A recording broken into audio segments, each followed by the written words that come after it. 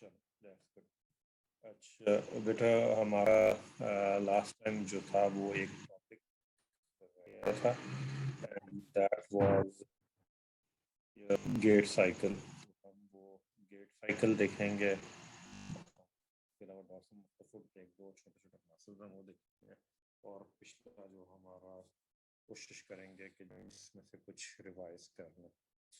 तो हमारी revision classes हैं, एज यू नो दैट, और लोअर लिंक तकरीबन ख़त्म हो चुकी है, और मंडे को आपका ब्लॉक टेस्ट है, और फिर उसके बाद इंशाल्लाह हम नेक्स्ट अपने पे जाएंगे, दैट विल बी थॉट्स. अच्छी, सबसे पहले बेटा गेट साइकिल. गेट क्या होता है? गेट क्या होती है? गेट होती है ये walking style, the way you walk, और वॉकिंग जो है ना, चलना, जो पैदल चलना, उसको क्या बोलते हैं? गेट बोलते हैं. इंग्लिश का वर्ड है, सिंपल. और हम अब आगे चलते हैं. अच्छा, we know that कि when we walk, तो हमारे पास obviously human being is a bipedal animal, या हम कहो के organism.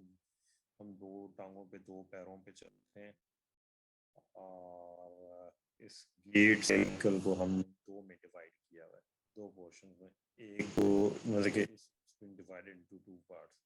Number one is stance. ठीक है, एक मिनट.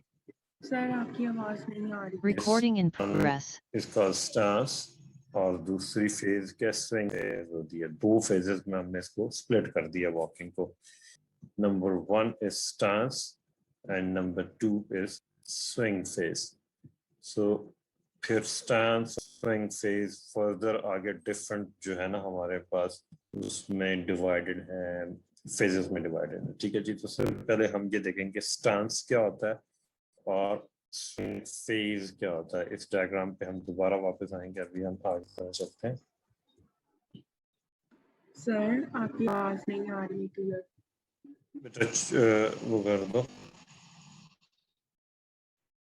चैट, उसमें चैट बॉक्स में लिख दो.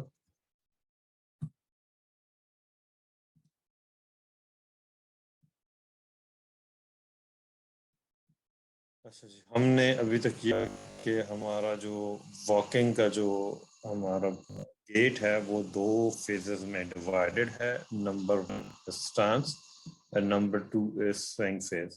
तो अभी हम देखते हैं कि स्टांस क्या है और स्विंग फेज ये हमारे पास क्या है. अच्छा जी, सर आपकी आवाज बिल्कुल नहीं सही आ रही, रुक के आ रही है बहुत. मैं दोबारा इसको प्रेजेंट करता हूँ, एक मिनट.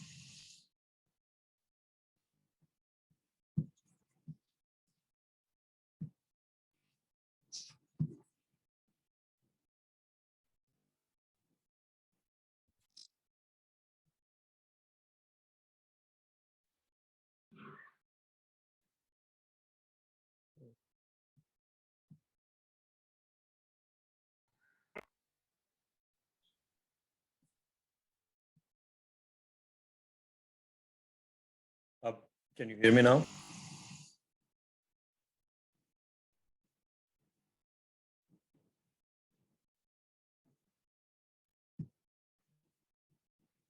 अब आपको प्रेजेंटेशन नजर आ रही है, मेरी आवाज आ रही है? Yes, sir.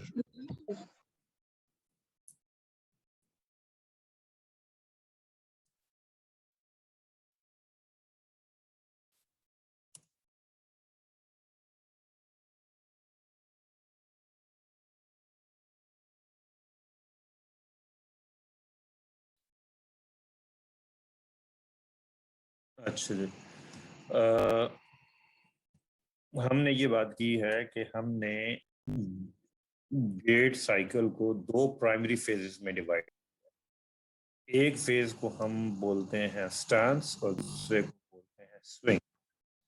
ठीक है जी. The gait cycle can be broken down into two primary phases. Number one is stance and other one is swing, which alternates for each lower limb. Her limb जो है, लोअर लिम्ब, दोनों पैर जो हैं उनमें से हर पैर जो है वो स्टैंस में भी जाता है और स्विंग में भी जाता है, और ये अल्टरनेट कर रही होती हैं, पहले एक टांग स्टैंस और स्विंग में, फिर दूसरी टांग स्टैंस और स्विंग में। सो दिस इज, अब स्टैंस क्या होता है? स्टैंस ये होता है कि entire time when foot is on the ground, जब भी आपका पैर है वो जमीन को टच करेगा जितने टाइम तक, वो स्टैंस फेज होगी। और दूसरा क्या है कि स्विंग, ऑब्वियसली नाम से जाहिर है कि entire time when the foot is in the air. तो एक हम वी नो दैट कि जब भी हम वॉक करते हैं तो हमारा एट अ टाइम एक ऐसा भी आता है बीच में जब दोनों पैर जो है वो जमीन पे टच कर रहे होते हैं, और एक पोर्शन, एक टाइम वो होता है कि जब एक पाँव जमीन को टच कर रहा होता है और एक हवा में होता है। तो वो टाइम जब आपका पैर जमीन के ऊपर टच कर रहा होता है, दैट इज कॉल्ड स्टांस। और वो वक्त जब आपका पैर हवा में होता है, दैट इज कॉल्ड स्विंग। सो सबसे पहले तो हमें एक चीज अंडरस्टैंड कर लेनी है कि स्टांस क्या होता है और स्विंग क्या होता है। स्टांस वो टाइम, स्टांस एस टी आता है ना, तो इससे आप स्टे बना लो, स्टांस स्टे, यानी कि जब आपका पैर जमीन के स्टे कर रहा होता है तो वो स्टांस होता है, और जब आपका पैर हवा में होता है वो क्या होता है? स्विंग होता है। तो हमने अभी तक ये सीखा कि हमारा स्टांस फेज क्या है कि जब आपका पैर हवा में होता है और जमीन पे है, और स्विंग फेज क्या होता है जब वो पैर जो है ये हवा में होता है। अच्छा जी, अभी हम देखते हैं कि stance phase of gait begins when the foot first touches the ground and ends when the same foot leaves the ground. The swing phase of the gait begins when the foot first leaves the ground and ends when the same foot touches the ground. ये भी आपको explain करता हूँ। अच्छा जी, हम ये बात कर रहे हैं वो है कि जब वो गेट साइकिल में एंटर होते हो तो गेट साइकिल में आपका वो टाइम जब आपका पैर जमीन के साथ जब वो टच कर रहा होता है उसको आप क्या बोलते हो? स्टैंस बोलते हो। और वो टाइम जब आपका पैर हवा में होता है वो क्या होता है? तो हमने ये देखा कि एक स्टैंस है, एक स्विंग है, और स्टैंस को फर्दर आपने डिवाइड किया हुआ है। फॉर एग्जांपल स्टैंस में जब आप जमीन के ऊपर पहला आपकी एड़ी टच होती है तो that is called heal strike, heal strike. और फिर उसके बाद हील स्ट्राइक, अब जब आप चल रहे हो तो आपका पैर जो पहले आपकी पाँव की एड़ी टच करती है जमीन के साथ, और उसके उस पे क्या होता है कि आप फॉर एग्जाम्पल अब आप इमेजिन करो कि ये बच्चा जो है, ये लड़का जो चल रहा है, ये पहले इसने हील को टच किया, अब ये फिर क्या कर रहा है? अपनी जो है बॉडी वेट को उस पैर के ऊपर ट्रांसफर कर रहा है या मुंतकिल कर रहा है, ठीक है, बॉडी वेट को।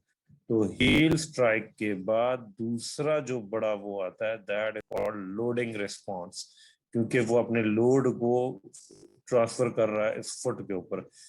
तो पहली क्या थी? अब ये स्टैंस की फर्दर फेजेस हैं। पहली क्या है? Heal strike. दूसरा पोर्शन क्या है कि लोडिंग रिस्पॉन्स। उसके बाद ये अब इस अगली अगले उसमें ये अपनी जो बॉडी वेट को ट्रांसफर कर चुका रहा है उस फुट के ऊपर, और फुट उसका क्या हो गया?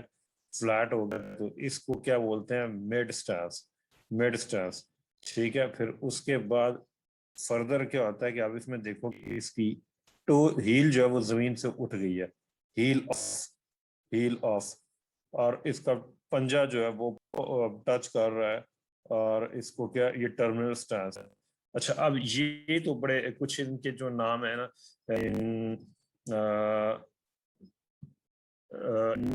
इनके जो नाम हैं वो रवायती नाम है, कुछ इनके जो है ना इन फेजेस के डिफरेंट डिफरेंट नाम भी हैं, वो मैं भी आगे चला आपको बताता हूँ।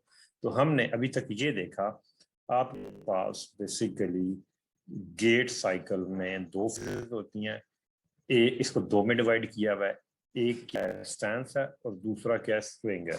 अब जो टोटल गेट साइकिल जो होता है उसका 60% जो होता है वो स्टैंस फेज होता है, और 40% क्या होता है? स्विंग फेज होता है। अब इस बात का मतलब ये है, अच्छा स्टैंस क्या होता है? स्टैंस ये होता है कि जब आपका पैर जमीन को टच कर रहा हो तो इसको क्या बोलते हैं? स्टैंस बोलते हैं। और जब आपका पैर हवा में हो इसको क्या बोलते हैं? स्विंग बोलते हैं। अच्छा, अब इनकी फर्दर सब डिविजन हैं। स्टांस को फर्दर उसमें डिवाइड किया, उसने 4-5 उसमें डिवाइड किया हुआ है। उसमें क्या कहते हैं फेजेस में, सबसे पहले जो फेज वो क्या है? हील स्ट्राइक है। जब आप इमेजिन की व्यू वॉकिंग, और आप जब एक कदम उठाते हो तो सबसे पहले आपके पाँव की एड़ी जमीन के साथ टच करती है। तो यहाँ से क्या शुरू हो जाता है, स्टैंस शुरू हो जाता है। तो स्टैंस की पहली वो क्या है आपके पास, इसकी जो स्टैंस की फर्स्ट एवर जो है ना वो फेज है वो क्या है, हील स्ट्राइक है। हील स्ट्राइक के बाद देखो जब जो ही इसकी हील जमीन के ऊपर टच हुई और उसके बाद ये क्या हुआ, ये उसके बाद ये अपनी बॉडी का वेट उस जो जमीन जो टच कर रही होती है उसके साथ जो है ना वो उस पे ट्रांसफर कर रहा है। तो हील स्ट्राइक और अगली फेज क्या है, लोडिंग रिस्पॉन्स। और जब वो वेट को कंप्लीटली उस पे ट्रांसफर कर चुका है तो this is called mid stance. ठीक है जी। और उसके बाद फिर क्या होता है कि हील ऑफ। अब ये देखो हील जमीन उठ गई है और फिर उसके बाद आखिरी क्या होगी, टोज ऑफ। इसी को टर्मिनल स्टांस भी बोलते हैं। तो अब आप यहाँ से देखो कि इस पॉइंट से लेके हील स्ट्राइक से यहाँ पे टर्मिनल स्टांस तक या टोज ऑफ तक देखो ये सारा पोर्शन जो है ना। और ये अब यहाँ पे देखो, अब ये यहाँ पे पंजा थोड़ा सा टच हो रहा है, इसको बोलते हैं प्री स्विंग, यानी स्विंग से पहले। तो यहाँ तक जो है ये क्या है, ये स्टांस है। ठीक है जी। इस फेज तक ये आपके पास स्टांस फेज है। तो ये स्टांस फेज 60% होती है गेट साइकिल का, 60%।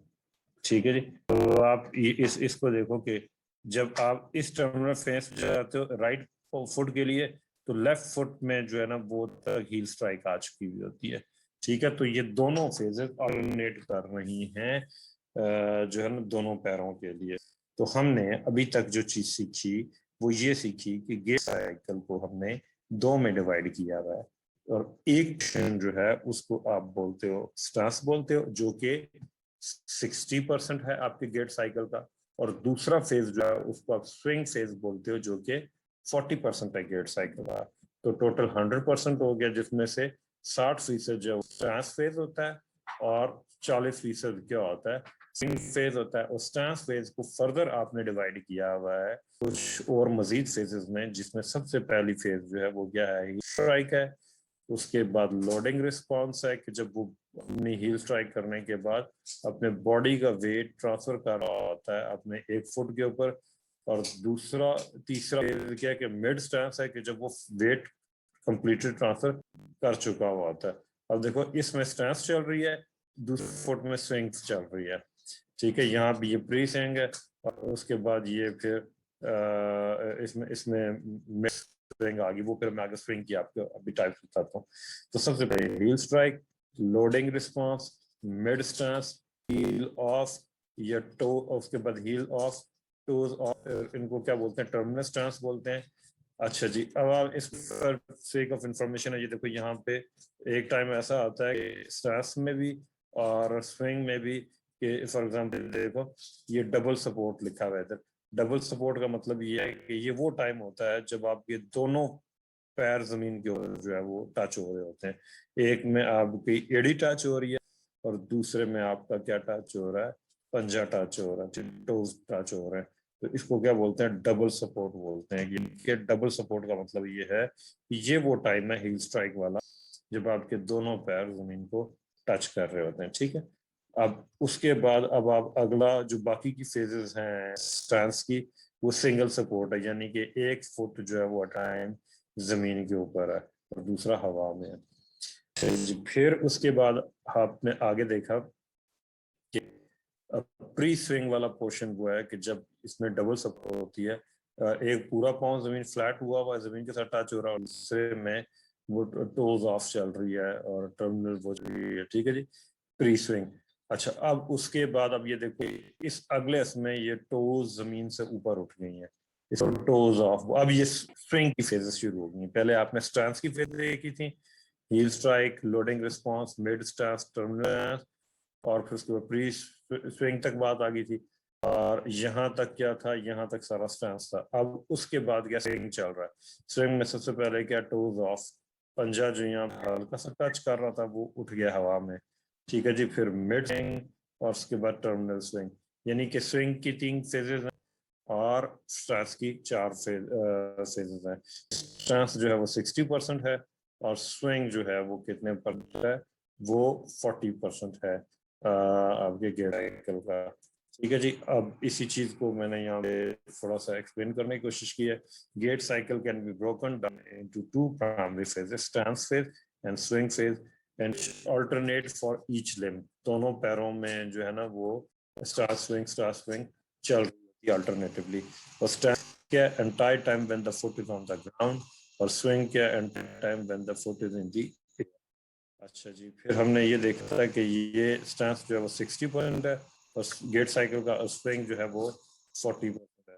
स्टांस की फिर फर्दर टाइप्स हैं, तो पहले हील स्ट्राइक है, लो रिस्पॉन्स है, मिड स्टांस है, उसके बाद टर्मिनल स्टांस है, इसी तरह प्री स्विंग तक, और फिर उसके बाद स्विंग की आगे से टाइप्स हैं। सबसे पहले क्या आपके पास अर्ली जो है ना वो टोज ऑफ आती है, फिर मिड स्विंग आ जाती है, फिर टर्मिनल स्विंग जो कि 40% बनती है आपकी गेट साइकिल का। तो सबसे पहले तो आपको गेट साइकिल का पता होना चाहिए, इसकी दो बड़ी मेजर फेजेस का पता होना चाहिए कि वो कौन कौन सी हैं। फिर उसके बाद इनकी आगे से फर्दर आपको पता होनी चाहिए कि किस में डिवाइड हुई हुई है। स्टैंस जो है वो गेट साइकिल का कितना परसेंट है, 60% है, और स्विंग जो है वो कितने 40% है। इनकी आगे से आपको ये फर्दर टाइप्स पता होनी चाहिए। ठीक है जी, अब हम आगे देखते हैं। अब आप इसमें देखो कि डिफरेंट जॉइंट्स के ऊपर मूवमेंट हो रही है। अब हील स्ट्राइक में फॉर एग्जांपल नी जॉइंट जो है वो स्टैंडर्ड है। अच्छा जी, वो फुट गया डॉर्सी फ्लेक्स्ड है। डॉर्सी फ्लेक्स क्यों है कि जरा हील को जमीन के ऊपर टच करने के लिए आगे से आपको पंजों को उठाना पड़ेगा। तो ये क्या है, ये डॉर्सी फ्लेक्शन हुई थी यहाँ पे। ठीक जी, और इसमें क्या हो गया, ये इसी तरह लोडिंग रिस्पॉन्स में। तो ये अब इसमें हर हर मतलब के उस फेज जो है उसमें एक डिफरेंट जो है ना वो जॉइंट इन्वॉल्व होता है, उसके डिफरेंट किस्म की मूवमेंट हो रही होती है। किसी के ऊपर फ्लेक्शन हो रही है, किसी के ऊपर एक्सटेंशन हो रही है, कहीं डॉर्सी फ्लेक्शन हो रही है, कहीं फ्लेक्शन हो रही है। ठीक है जी, और प्लस में डिफरेंट ग्रुप ऑफ मसल्स जो है वो बेसिकली उनके ऊपर अपना रोल प्ले कर रहे होते हैं। ये भी हम चल के देखते हैं। ठीक है जी, ये वही वाली बात है। Phase of the gait begin when the first touches the ground. Stance phase कब शुरू होती है, जब हील स्ट्राइक होती है, वहां से शुरू होता है स्टांस। ठीक है जी, जब हील स्ट्राइक होती है फर्स्ट टाइम, जब आपके पाँव की एड़ी जो है वो जमीन के साथ टच होती है जिस पैर की, उसके लिए स्टांस फेज शुरू हो जाती है। Ends when the same foot leaves the ground. और कहाँ तक चलते हैं, अब ये देखो लोडिंग रिस्पॉन्स मिड जो है आपका साइकिल जो मिड स्टांस है, और उसके बाद कहाँ तक जाती है, बात जाती है कि जब टोज ऑफ या टर्मिनल स्टांस तक। यानी कि ये बात कर रहा है कि हील स्टांस से लेके और टर्मिनल स्टांस तक या टोज ऑफ तक, यहाँ तक जो है ना वो सारा क्या है, ये देखो टोज ऑफ, इसके बाद टो उड़ जाएगी। ठीक है जी, ये यहाँ तक ये सारा क्या है आंसर, और उसके बाद आगे वो शुरू हो जाएगा। The swing phase of the gait begins when the foot leaves the ground. अब इसमें ये देखो, ये इसने जिस फुट लेफ्ट द ग्राउंड। ठीक है जी, तो यहाँ से अब आगे स्विंग फेज शुरू हुई है। अच्छा जी, फिर उसके बाद ends when same foot touches the ground again. और यहाँ पे देखो फिर यहाँ पे यही फुट इसने it left the ground here mid swing, और यहाँ पे this same foot is again touching the, अब यही फुट जो है वो हील स्ट्राइक में आ गई। ये कह रहा है कि टोज ऑफ से शुरू होके हील स्ट्राइक तक जो है वो फेज जाती है। अच्छा जी, the swing phase makes up 40% of cycle. तो ये जो स्विंग फेज होती है ये 40% होती है, और स्टार्स फेज जो होती है ये क्या होती है आपके पास, ये 60% होती है। आई होप कि आपको सबसे पहले गेट साइकिल की दो फेजेस, प्राइमरी फेजेस स्टार्स और स्विंग, और उसके बाद स्टार्स और स्विंग की फर्दर हमारे पास जो डिविजन हैं स्टार्स की, for example strike, loading response, mid stance, term stance, और प्री स्विंग, यहाँ तक जो है वो स्टांस है। और उसके बाद स्विंग है, स्विंग कहाँ से शुरू होती है, टोज ऑफ से शुरू होती है, और टर्न स्विंग तक और दोबारा हील स्ट्राइक तक जो है ना ये फेज होती है। ठीक है, ये 60% है स्टांस, और ये 40% है। तो आई होप कि आई हैव, अच्छा इसमें फिर फर्दर एक टाइम जो होता है वो डबल सपोर्ट होती है, उसके बाद सिंगल सपोर्ट होती है। फिर इसमें भी स्विंग में भी एक पे क्या होती है, डबल सपोर्ट होती है, एक टाइम पे सिंगल सपोर्ट होती है। अच्छा जी, अब ये इस डायग्राम में अगेन वेरी इंपॉर्टेंट डायग्राम, ये अगर आप इसको डायग्राम को याद कर लोगे तो आपकी बहुत सारे मसाइल जो वो सॉल्व हो जाएंगे। तो सबसे पहले अब आप देखिए हील स्ट्राइक में क्या हो रहा है। हील स्ट्राइक में एक तो फुट क्या है वो डॉर्सीफ्लेक्स है, ठीक है। डॉर्सीफ्लेक्स्ड अगर है फुट, डॉर्सीफ्लेक्शन कौन करता है फुट की? एंटीरियर कंपार्टमेंट ऑफ लेग के मसल्स, टिबियालिस। तो ये देखो ये एक्टिव हो गया, ये tibialis. Eight the same time आपका ग्लूटियस मैक्सिमस जो है ये देखो हिप जॉइंट के ऊपर पहले शुरू में एक्सटेंशन होती है, फिर उसके बाद यहाँ पे ये फ्लेक्शन भी हो रही है, ठीक है। तो अब ये सारे मसल्स मैंने आगे टेबल बनाया हुआ है। मैंने तो जरा सिंपल करके बनाया टेबल, लेकिन आपकी बुक में थोड़ा सा डिटेल में बना हुआ है, तो आप वो वाला याद कर लेना। तो that would help you a lot के आपका गेट साइकिल जो है ना वो तकरीबन उसमें कवर हो जाएगा। तो अब ये हील स्ट्राइक में क्या देखो, इसमें क्या हो रहा है, डॉर्सीफ्लेक्शन हुई हुई है, और उसके बाद ग्लूटियस मैक्सिमस जो है ये extensor of the hip joint है। तो ये भी अपना पहले इनिशियली क्या होती है, एक्सटेंशन होती है, फिर उसके बाद फ्लेक्शन शुरू होती है किसके ऊपर, हिप जॉइंट के ऊपर। हिप जॉइंट के फ्लेक्सर कौन से हैं? ऑब्वियसली जो इसके आगे बढ़े हुए मसल, जो तो इसमें इलियोसास आ जाता है और ये मसल आ जाता है जो कि इसका फ्लेक्सर है। अच्छा जी, अब लोडिंग रिस्पॉन्स में ये देखो कि ये अब फुट फ्लैट हो गया जमीन के ऊपर, ये देखो। अच्छा, इनके नीचे जो इनके अल्टरनेटिव नेम्स हैं वो भी लिखे हुए हैं, को इनिशियल कांटेक्ट भी बोलते हैं। इसी तरह लोडिंग रिस्पांस का दूसरा नाम है फ्लैट फुट है। क्यों? क्योंकि फुट जमीन के ऊपर फ्लैट हो गया और उसके ऊपर अब वेट ट्रांसफर हो रहा है, ठीक है। लोडिंग रिस्पांस इसमें कौन कौन से मसल, अब ये क्या हुआ है, इसमें अब नी जॉइंट पर क्या होगी, एक्सटेंशन होगी। तो वो कौन कर रहा है, वो क्वाड्रिसेप मसल कर रहे हैं जो थाई के एंटीरियर कंपार्टमेंट के मसल में, ठीक है। और at the same time triceps surae muscle जो है वो back of the thigh leg के जो मसल्स हैं वो, जिसमें गैस्ट्रोक्नीमियस आ जाता है, और उसके अलावा जो है वो दूसरा मसल जो का सोलियस आ जाता है, ये भी एक्टिव हो गए हैं। तो लोडिंग रिस्पांस में इनका रोल आ जाता है। अब मिड स्टांस में ये देखो, अब ये कंप्लीटली वेट इस लिम्ब के ऊपर आ गया, तो अब इसमें जो है वो ये का ट्राइसेप सूरी जो है ना इसमें एक्टिव हो जाता है, ठीक है। तो अब ये मैं आपको थोड़ा सा टेबल बताता हूँ। तो कौन से मसल क्या क्या मूवमेंट करते हैं और किस किस जॉइंट करते हैं। तो मूवमेंट आप हिप जॉइंट से स्टार्ट करो कि हिप जॉइंट के ऊपर एक्सटेंशन होती है, फ्लेक्शन होती है। अच्छा जी, हिप जॉइंट के ऊपर तीसरी मूवमेंट क्या होती है, एबडक्शन होती है। अब ये मसल तीन मूवमेंट्स कौन कौन से मसल्स करते हैं? एक्सटेंसर क्या है, सबसे पहले हिप जॉइंट ग्लूटियस मैक्सिमस है। अच्छा, ग्लूटियस मैक्सिमस जो है वो एक्सटेंशन कब करता है? नॉर्मल वॉकिंग में एज सच वो जो है ना ग्लूटियल मैक्सिमस का इतना रोल है, ये सिर्फ कब रोल अपना प्ले करता है कि जब आप रेजिस्टेंस जो है ना, जैसे फॉर एग्जांपल स्क्वाटिंग से कोई जमीन पे स्क्वाट करके दो पांव पैरों में बैठा हुआ तो खड़ा हो रहा है, तो उसका ग्लूटियस मैक्सिमस जो है ना वो हो जाएगा, या वो अप हिल मूव कर रहा है। फॉर एग्जांपल वो अगर पहाड़ चढ़ रहा है और चढ़ाई चढ़ रहा है तो उसमें ये मसल एक्टिव हो जाएगा। सीढ़ियां चढ़ रहा है तो ग्लूटियस मैक्सिमस एक्टिव हो जाएगा। अच्छा जी, हिप फ्लेक्सर्स कौन से हैं? फ्लेक्शन कब होती है कि जब आप हिप जॉइंट को, थाई को ऊपर उठाते हो और पेट के साथ टच करने की कोशिश करो, जैसे फॉर एग्जांपल बैठे हुए या लेटे हुए, तो उसमें क्या क्या मूवमेंट क्या हो रही है, फ्लेक्शन हो रही है किसके ऊपर, हिप जॉइंट के ऊपर, और वो कौन कर रहा है, वो इलियोसास मसल कर रहा है। इसी तरह एबडक्टर्स, हिप जॉइंट के दो बड़े मशहूर एबडक्टर्स हैं जो आपका ट्रेनल साइन में भी आपका वो रोल प्ले करते हैं। उसमें ग्लूटियस मीडियस है और मिनिमस है जो कि सुपीरियर ग्लूटियल नर्व से सप्लाई होते हैं, और ये किससे सप्लाई होता है, इंफीरियर ग्लूटियल नर्व्स। इसके मैंने ये सारे वीडियोस काफी सारे बनाए हुए हैं, but nobody is watching them. तो बेटा उसको बार बार देखते रहो साथ साथ सारे पे। रीजन बीइंग कि आपको फिर बहुत सारी चीजें, आपकी नॉलेज बेटा वो over the period of time develop होता है, ठीक है। आप बार बार रिपीशन करते हो किसी चीज की तो वो चीज आपको अच्छे तरीके से आती जाती है।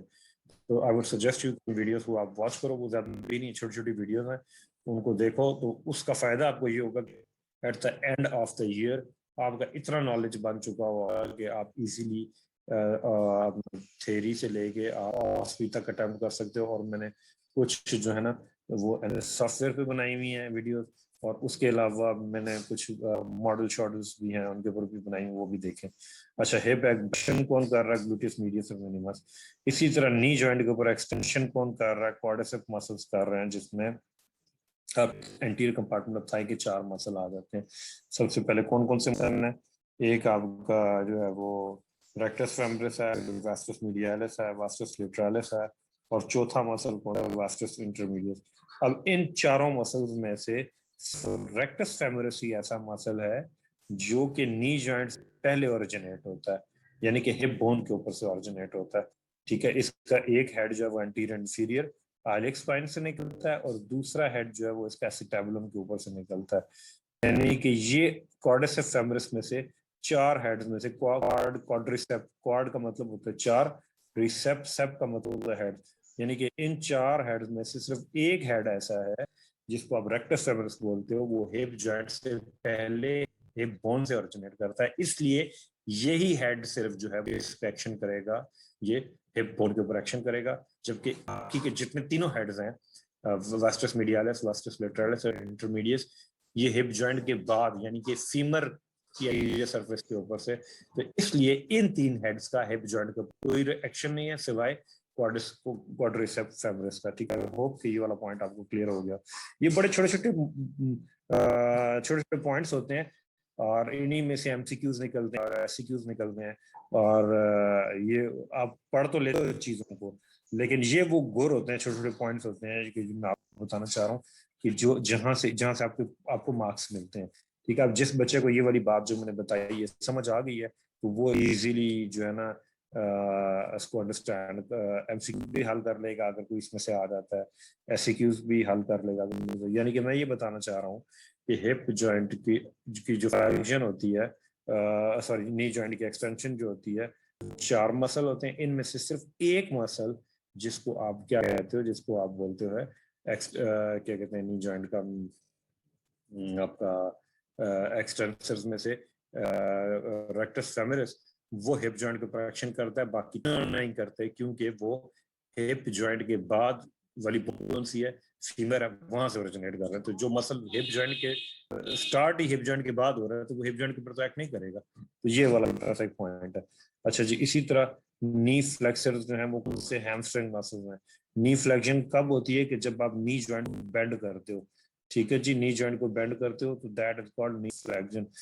नी फ्लेक्शन, और इस नी फ्लेक्शन में जो आपके पोस्टीरियर थाई के मसल्स हैं, और इस थाई के मसल्स को क्या नाम है? हैमस्ट्रिंग मसल्स हैं, जिसमें आपने पढ़ा होगा हैमस्ट्रिंग में आप ये टोटल 3 मसल्स हैं बैक ऑफ थाई में, जिसमें से 2.5 जो है वो हैमस्ट्रिंग है।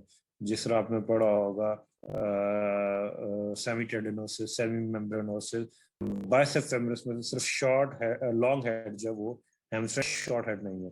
ठीक है जी, इसी तरह अब तीसरा वो क्या? डॉर्सिफिस ऑफ द फुट, इसमें फॉर एग्जांपल एंटीरियर लेग के मसल्स हैं, tibialis anterior, extensor hallucis longus, extensor digitorum वगैरह, जो आगे से एंकल जॉइंट के सामने से गुजर रहे हैं, anterior compartment of the leg के मसल एंकल के सामने से गुजर के वो आगे अटैच हो रहे हैं, वो डॉर्सिफ्लेक्शन करेंगे। इसी प्लांटर फ्लेक्चर्स जो है वो बैक ऑफ द लेग के मसल्स हैं, जिसमें आप याद आपने पढ़े थे 2 सुपरफिशियल मसल्स हैं, बाकी डीप में। सुपरफिशियल मसल्स जो ग्रुप है उसमें 2 बिग मसल, गैस्ट्रोक्नीमियस और सोलियस।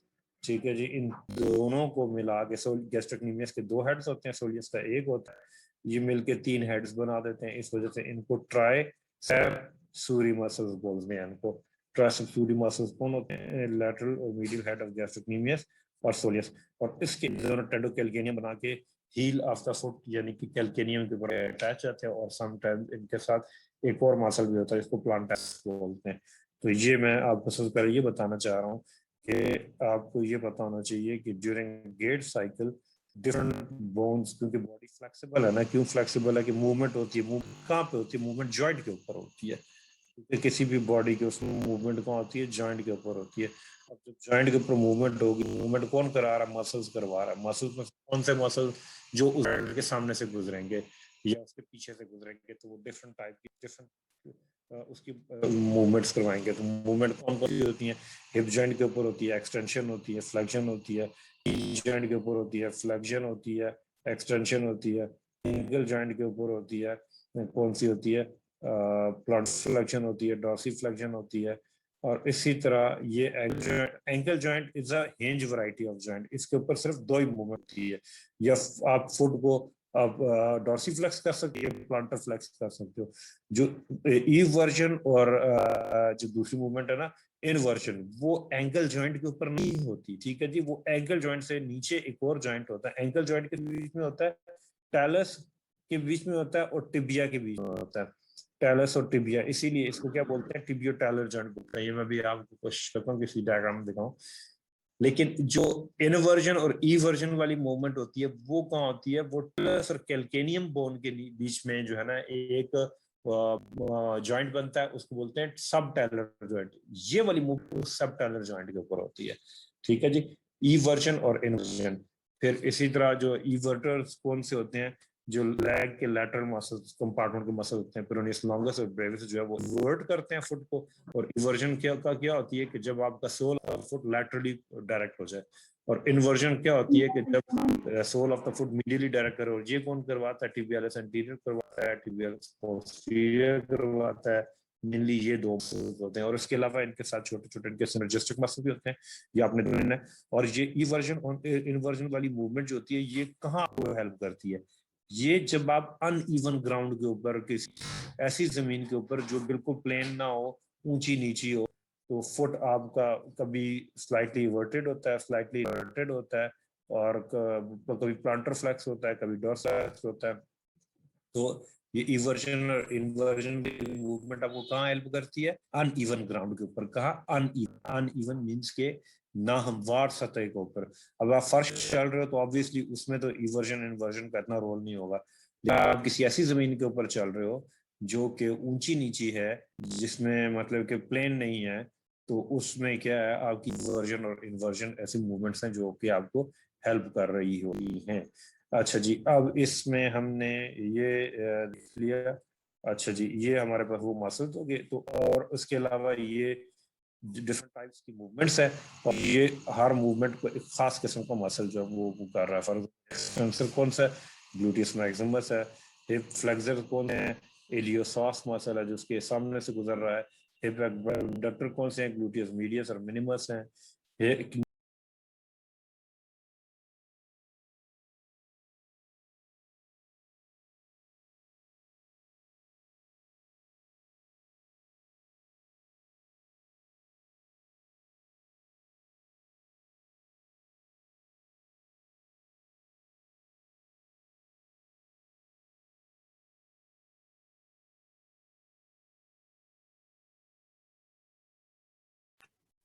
हेलो जी, हाँ जी, सॉरी, मैं वापस आ गया। तो हम ये बात कर रहे थे कि इसी तरह टर्मिनस ट्रांस है, इसमें be pelvis stabiliser, accelerate mass, और उसके बाद इसमें कौन से अपना muscles, group of muscles role play कर रहे होते हैं, और उस ग्रुप ऑफ मसल्स में खास मसल्स कौन से हैं। तो ये सारा टेबल आप जो है ना, इसको आप वहां से आपकी बुक में बना है, वो ज्यादा बेहतर बना हुआ है, उसको आप देख लीजिएगा। इसी तरह आपका एक्सक्यूज मी सर, जो पहले उसमें आपने ये देख लिया कि इसकी फर्दर वो क्या है, कंपोनेंट्स क्या हैं, pre swing, initial swing, mid swing, terminal swing, mechanical goals क्या है, डिसेलरेट द थाई। जो इसका प्री स्विंग का जारी बात है, आपने डिसेलरेट करना है थाई को। और वो कैसे होगी कि जब आपका हिप जॉइंट के ऊपर फ्लेक्शन, और उसमें क्या है, ये इलियोसॉस और रेक्टस फेमोरिस ये मसल्स हैं। और इसी तरह इनिशियल उसमें आपके पास एक्सेलरेट था, मतलब कि ये आपका टेबल बड़ा अच्छा उसमें बना हुआ है। मिड स्विंग में क्लियर फुट, और ये कब होगा, डॉर्सीफ्लेक्शन जब होगी। अब इसमें मैं आपको ये दिखाना चाह रहा हूँ, ये देखो, हील स्ट्राइक, डॉर्सीफ्लेक्शन, और उसके अलावा जो है ना ये टिबियालिस एंटीरियर अपना रोल प्ले कर रहा है डॉर्सीफ्लेक्शन में। और उसके अलावा जो है ये आप देखो ग्लूटियस मैक्सिमस, ये एक्सटेंशन। और उसके बाद अगले उसमें आप आ जाओ तो ये देखो, इसमें क्या आगे क्वाड्रिसेप्स मसल्स जो है वो एक्टिव हो जाएंगे, क्योंकि जॉइंट के ऊपर क्या हो रही है, एक्सटेंशन हो रही है, और आपका वेट इस पर ट्रांसफर हो रहा है। तो ट्राइसेप्स प्लूरी मसल्स, इसी तरह ट्राइसेप्स प्लूरी मसल, तो यहाँ पे देखो इधर फ्लेक्शन हो रही है, तो फिर ये पोस्टीरियर कंपार्टमेंट ऑफ थाई के मसल्स आ जाएंगे, ये अपना रोल प्ले करेंगे। और फुट के ऊपर क्या हो रही है, फुट के ऊपर जो है वो इसमें प्लांटर फ्लेक्शन हो रही है, ठीक है। तो डीप प्लांटर फ्लेक्सर, ये बैक ऑफ द लेग के मसल्स, ये अपना रोल प्ले करेंगे। अब इसमें अगली इसमें आ जाए तो देखो इसमें जो है ना वो इस जब अगर इसकी क्या कहते हैं जो आपके थाई के एंटीरियर कंपार्टमेंट के मसल्स हैं ये एक्टिव हो जाएंगे। और एट द सेम टाइम यहाँ पे दो किस्म की आपको पता है कॉन्ट्रैक्शन होती है ना एंटीरियर कंपार्टमेंट ऑफ थाई में, जो है वो कॉन्सेंट्रिक कॉन्ट्रैक्शन है। तो eight the same time back of the muscle में इसेंट्रिक कॉन्ट्रैक्शन है। कॉन्सेंट्रिक और इसेंट्रिक कॉन्ट्रैक्शन क्या होती है कि जब मसल अपनी लेंथ को डिक्रीज करता है वो करने के लिए, एक्शन करने के लिए, तो दैट इज कॉल्ड कॉन्सेंट्रिक। और जब ये बैक के मसल्स, जारी बात है ये रिलैक्स होंगे तो इन मसल्स को कॉन्ट्रैक्ट करने देंगे ना, तो ये क्या अपनी लेंथ को इंक्रीज कर रहे हैं, ये आगे वाले मसल अपनी लेंथ को डिक्रीज कर रहे हैं। तो आगे वाले मसल्स में थाई में कॉन्सेंट्रिक कॉन्ट्रैक्शन हो रही है, एट द सेम टाइम यहाँ पे इसेंट्रिक कॉन्ट्रैक्शन हो रही है। So this is how these muscles and these different मतलब इसकी गेट साइकिल के वो अपना रोल प्ले कर रहे हैं। और उसके बाद थोड़ी सी हमारे वो टॉपिक रहते थे, ये डॉर्सम ऑफ द फुट आप देख रहे हो, dorsum of the foot. Dorsum of the foot पे हमारे दो मसल्स रह गए थे छोटे छोटे, एक सबसे पहले नंबर 1 और नंबर 2। अब इस मसल को देखो, ये क्या ऊपर ये टेलस है और नीचे ये कैल्केनियम बोन है। ये देखो साइड से आपको मैं दिखा रहा हूँ।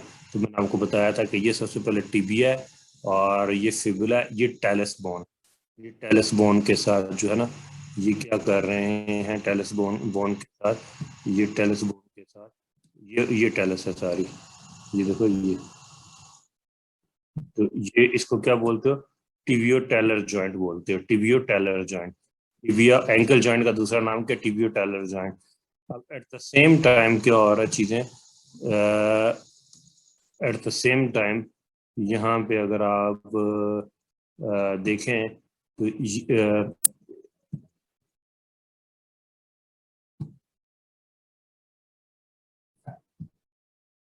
ये at the same time talus और कैल्केनियम के दरमियान में ये एक जॉइंट है, ये सब टेलर जॉइंट है, ये वाला सब टेलर, जिसको आप सब टेलर कहते हो या टेलो कैल्केनियम बोलते हो। इस पर बेसिकली कौन सी मूवमेंट हो रही है, इन्वर्जन और इवर्जन हो रही है। तो अब आप ये देखो, ये कैल्केनियम को आप साइड से देख रहे हो।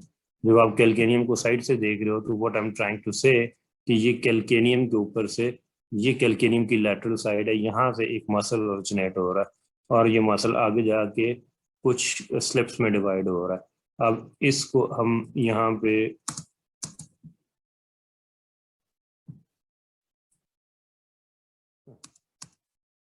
अच्छा जी कुछ उसमें डिवाइड हो रहा है और उसको आप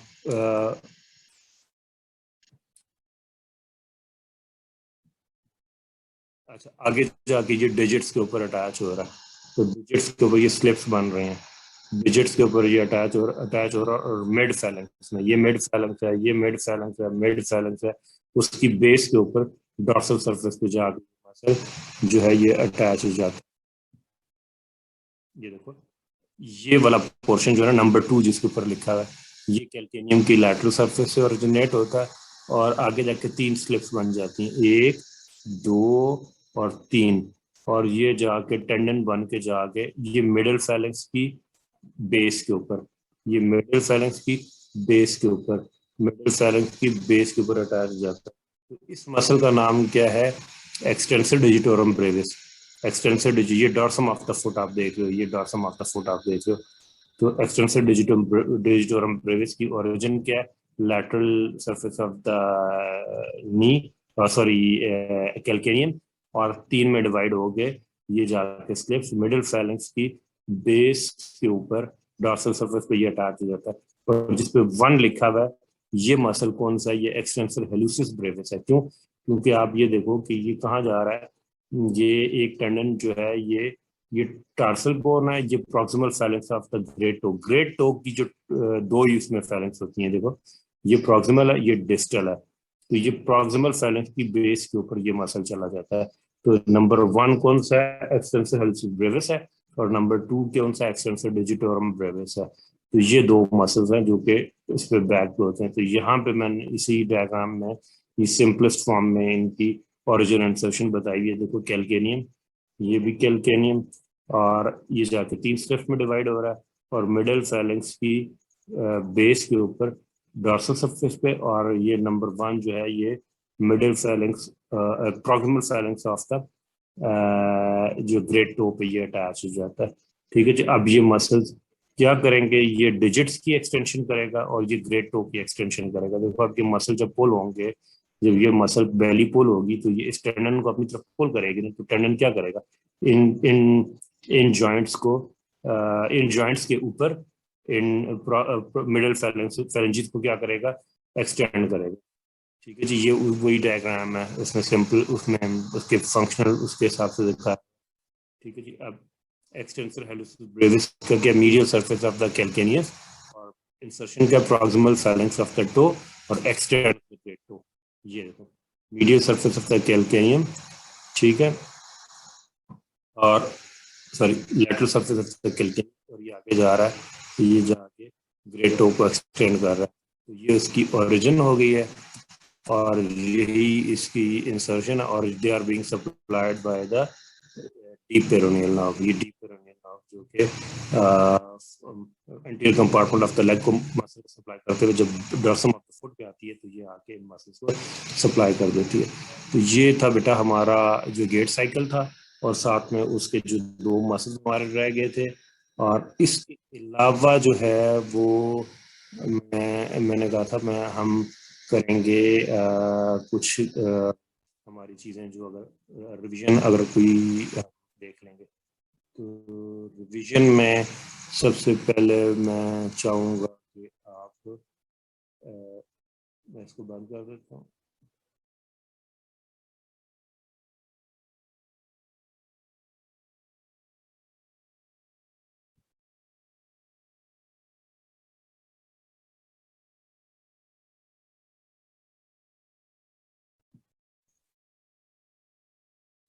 तो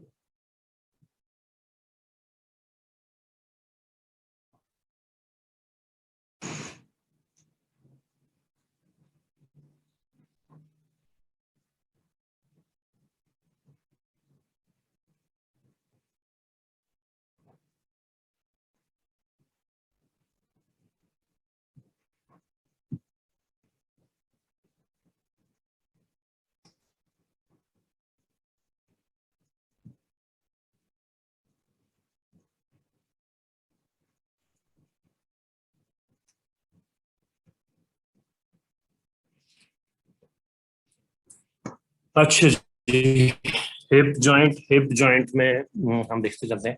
सबसे पहले हमने देखना आर्टिकुलर सरफेसेस कौन कौन सी हैं, कैप्सूल क्या है, लिगामेंट्स कौन कौन से हैं जॉइंट के, नर्व सप्लाई क्या है, ब्लड सप्लाई क्या है, मूवमेंट्स कौन कौन सी होती हैं, क्लिनिकल कौन, यानी कोई भी जॉइंट इन्हीं हेडिंग्स के ऊपर हम उसको एक्सप्लेन करते हैं। तो सबसे पहले हिप जॉइंट की हम इसकी सर्फेसेस देखते हैं। ये कौन सी टाइप का जॉइंट है, बॉल एंड सॉकेट वैरायटी का joint. Head of the femur क्या है, वो बॉल है, और एसिटेबुलम की सॉकेट है। आर्टिकुलर सर्फेसेस क्या है, आर्टिकुलर सर्फेसेस जो है वो हेड ऑफ द फीमर के ऊपर आपके पास क्या होता है, हाइलिन कार्टिलेज होती है, और जो एसिटेबुलम है इसके अंदर एक आर्टिकुलर पोर्शन होता है, एक नॉन आर्टिकुलर पोर्शन होता है। आर्टिकुलर पोर्शन कौन सा होता है, वो ल्यूनेट सरफेस होता है, इसके ऊपर भी हाइलिन कार्टिलेज होगी, और जो सेंटर में होता है वो नॉन आर्टिकुलर होता है, उसको एसिटेबुलर फोसा बोलते हैं। ये सारी बातें मैंने इसमें लिखी हुई हैं। Acetabulum of the pelvic bone, head of the femur, the lunate surface of the head of the femur, except for the fovea, are covered with hyaline cartilage, और non-articular surface of acetabular fossa contains loose connective tissue। तो हम ये बात कर रहे थे, ये अब एसिटेबुलम में लिखा है। एसिटेबुलम का एक पोर्शन जो है उसको ल्यूनेट सरफेस बोलते हैं, ल्यूनेट चांद को बोलते हैं, ल्यूना। तो ये सरफेस जो है, ये हॉर्स शू शेप जो सरफेस है, इसके ऊपर क्या चीज है, इसके ऊपर बेसिकली हाइलिन कार्टिलेज, और सेंटर में जो पोर्शन है उसके ऊपर हाइलिन कार्टिलेज नहीं होती, क्योंकि ये नॉन आर्टिकुलर है, ये हेड ऑफ द फीमर के साथ आर्टिकुलेट नहीं करेगा। ठीक है। तो एसिटेबुलम जो है वो contribution of the three bones की कंट्रीब्यूशन से बढ़ रहा होता है। बेसिकली हिप बोन में कितनी बोन्स होती है, सबसे पहले ऊपर क्या है आपके सबसे जो वो आइलियम है, फिर उसके बाद स्कियम है ब्लू में, फिर रेड में जो है वो पिंक में प्यूबिस है। ये तीनों मिलते हैं और एसिटेबुलम के अंदर मिलते हैं। ये तीनों बोन्स जो है ना, जैसे मर्सिडीज बेंज का जो साइन होता है ना वो बन रहा है। और ये इसमें आप देखो कि मेजोरिटी 2/3 5 हिस्सों में अगर हम डिवाइड करें तो उन 5 में से जो है 2 हिस्से कौन बनाता है, ये बनाता है आइलिम बनाता है। फिर 2/5 जो है वो कौन बनाता है, स्किम बनाता है। और उसके बाद 1/5 जो है वो कौन बनाएगा, वो बनाएगा ये प्यूबिस बनाएगा।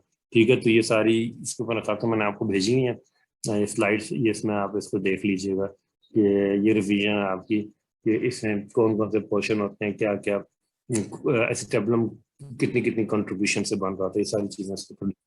अब आप ये देखो, ये दोबारा मैं आपको दिखाना चाह रहा हूँ, ये आइलियम है ऊपर, इसकी ग्लूटियल सरफेस है और ये एसिटेबुलम है।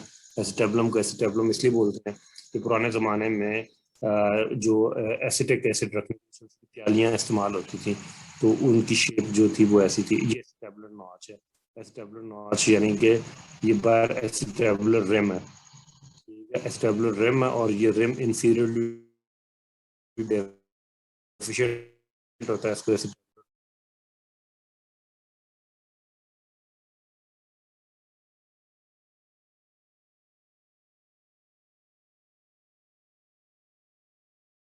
और ये अच्छा जी, ये contribution of the acetabulum 3 bone से बन रहा है, प्यूबिस, स्कियम और आइलियम। आइलियम का 5 में से 2 हिस्से आइलियम के हैं, फिर 5 में से 2 हिस्से स्कियम के हैं और एक हिस्सा जो है वो एसिटेबुलम ये प्यूबिस बोन का है। ठीक है, तो ये ग्रेटर शियाटिक नॉच है, दिस इज इसकी स्पाइन, ये जो ये स्पाइन है, ये जो ये बनी हुई है। ठीक है, और ये ग्रेटर शियाटिक नॉच है और ये लेसर शियाटिक नॉच है और ये इस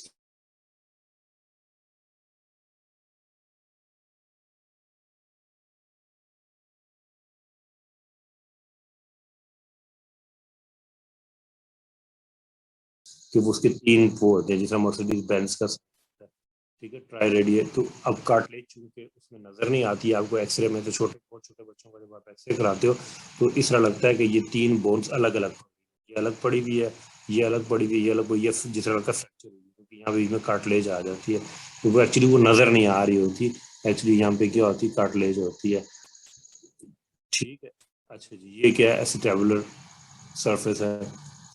अच्छा, फिर उसके बाद आपको सबसे पहले बाहर जो है वो साइनोवियल कैप्सूल में आपको दिखा रहा था, ये कैप्सूल इसने कट कर दिया यहाँ से ताकि आपको अंडरलाइन जो नीचे स्ट्रक्चर्स हैं वो दिखा सके। अच्छा जी, ये क्या है, ये एसिटेबुलम है और ये हेड ऑफ द फीमर है। हेड ऑफ द फीमर पे अगर आप ये देखो, ये लाइट जो ब्लू से कलर का टर्कोइज ब्लू कलर का जो आपको लाइन नजर आ रही है, ये हाइलेन कार्टिलेज नजर आ रही है, ये हाइलेन कार्टिलेज जैसा। और हाइलेन कार्टिलेज जहाँ पे मिसिंग है, जहाँ पे जो है ना वो क्या लगा होता है, लिगामेंटम टीरीज लगा हुआ होता है। अच्छा जी, बाहर कैप्सूल है, इस कैप्सूल की 2 लेयर्स हैं, बाहर वाली फाइब्रस होती है और अंदर वाली साइनोवियल होती है। ये साइनोवियल नजर आ रही है, रेड वाली लाइन जो आपको नजर आ रही है ये साइनोवियल है। ठीक है, और बाहर क्या फाइब्रस लेयर है, ये आगे जाकर मैं और एक्सप्लेन करता हूँ। ये क्या है, ये लिगामेंटम टीरीज है। ठीक है, लिगामेंटम टीरीज वाले जगह पे हेड ऑफ पे यहाँ पे जो हाइलेन कार्टिलेज नहीं होती, बाकी सारी हाइलेन कार्टिलेज होती है। ठीक है, और ये क्या एसिटेबुलर मार्जिन था, नीचे जो गैप था इसमें एक ट्रांसवर्स एसिटेबुलर लिगामेंट आ गया, इसने इसको फिट कर दिया। तो एज अ रिजल्ट एक की सॉकेट सा बन गया और हेड जो है ये बॉल है। ठीक है, तो बॉल एंड सॉकेट वैरायटी का जॉइंट है, साइनोवियल जॉइंट है। साइनोवियल जॉइंट क्या होता है कि साइनोवियल जॉइंट जब भी कोई 2 बोन्स एक दूसरे के करीब आती हैं तो उनके दरमियान में क्या होता है, ये देखो, ये यहाँ पे साइनोवियल फ्लूइड है, ये बीच में जॉइंट कैविटी बन रही है, एक ये बोन है, एक ये बोन है, इनके बीच में कैविटी बन रही है, ये जॉइंट कैविटी है। और इसके अंदर क्या होता है, साइनोवियल फ्लूइड होता है। साइनोवियल फ्लूइड क्या होता है, ये खास किस्म का, आप ये समझो नेचर ने एक तो हाइलेन कार्टिलेज लगा दी है, ये भी स्मूथ सरफेस होती है, इधर भी हाइलेन कार्टिलेज है, स्मूथ सरफेस है, इसलिए इन दोनों के दरमियान में जब मूवमेंट होती है बोन्स में फ्रिक्शन, प्लस खुद नेचर ने ये किया है कि इसके बीच में एक ऑयल सा डाल दिया, इसको साइनोवियल फ्लूइड बोलते हैं। और वो साइनोवियल फ्लूइड कहाँ से आता है, वो साइनोवियल मेम्ब्रेन से आता है इससे, तो वो इसमें आ गया। ठीक है जी, अच्छा जी, फिर उसके बाद ये मैंने आपको कैप्सूल दिखाया था, बाहर कैप जॉइंट कैप्सूल जो है, इसने हर तरफ से इसको रैप, ये देखो, ये कैप्सूल कट किया हुआ, और ये बाहर ये कैप्सूल कट किया है। अदरवाइज ये सारा ऐसा कैप्सूल होता है, ये देखो ये सारा कवर्ड होता है। ये बाहर से एक विंडो काटी हुई कैप्सूल के अंदर, क्यों काटी हुई? ताकि अंदर आपको अंदर इसके नीचे हेड किधर पड़ा हुआ है तो वो बाकी स्ट्रक्चर की तरह वो जॉइंट कैविटी के अंदर दिखा सके, अदरवाइज ये सारा कवर्ड होती है। ठीक है, अच्छा जी। अब किसी भी मैंने बताया था कि ये अब आपका जीए का क्वेश्चन भी यहाँ पे हल हो जाता है। जीए का क्वेश्चन अमूमन क्या आता है कि साइनोवियल, किसी भी साइनोवियल जॉइंट की क्या कैरेक्टरिस्टिक्स होती हैं। तो सबसे पहले आप देखें कि इसमें दो या दो से ज्यादा बोन्स होती हैं। अगर दो बोन्स हैं तो सिंपल जॉइंट है, अगर दो से ज्यादा बोन्स है तो कंपाउंड जॉइंट है। अगर बीच में आर्टिकुलर डिस्क भी आ गई है तो फिर कॉम्प्लेक्स हो जाता है। जिसकी एग्जांपल आपके पास, जैसा फॉर एग्जांपल आपने नी जॉइंट पढ़ा था, नी जॉइंट के अंदर मेनिस्काई क्या है? मेनिस्काई जो आर्टिकुलर डिस्क है, इसलिए नी जॉइंट जो वो कॉम्प्लेक्स जॉइंट है। इसी तरह आप अपर लिम्ब में पढ़ोगे कि कौन कौन से जो वो कॉम्प्लेक्स जॉइंट है। तो अब किसी भी जॉइंट का ये अब आपको कॉर्नर सेक्शन वो दिखा रहा है। तो सबसे पहले एक बोन ये है, एक बोन ये है, ये ब्लू से कलर की जो है ये इनकी सरफेस के ऊपर के हाइलाइन कार्टिलेज है, ये भी हाइलाइन कार्टिलेज है निचली वाली बोन, यानी कि दोनों सरफेस के ऊपर क्या होती है? हाइलाइन कार्टिलेज होती है। और इनके दरमियान में क्या होता है? साइनोवियल फ्लूइड होता है। ठीक है, ये कहाँ से आ रहा है? ये इस ग्रीन वाली लेयर से आ रहा है। ये ग्रीन वाली लेयर क्या है? ये फाइबर साइनोवियल लेयर है। साइनोवियल लेयर किसका पार्ट होता है? जॉइंट कैप्सूल का पार्ट होता है। कैप्सूल के ये देखो आर्टिकुलर कैप्सूल, सबसे बाहर क्या होता है? फाइब्रस कैप्सूल होता है। तो ये बाहर क्या? फाइब्रस लेयर है, थिक वाली। और उसके अंदर क्या? साइनोवियल लेयर होती है। फाइब्रस लेयर को अंदर वाली सरफेस से साइनोवियल लेयर लाइन कर रही होती है। ठीक है, और वो जाके साइनोवियल लेयर जो आर्टिकुलर मार्जिन पे अटैच हो जाती है। ये आर्टिकुलर मार्जिन है। आर्टिकुलर मार्जिन क्या होता है? यानी कि जहाँ पे आर्टिकुलर कार्टिलेज खत्म हो जाती है वो आर्टिकुलर मार्जिन है।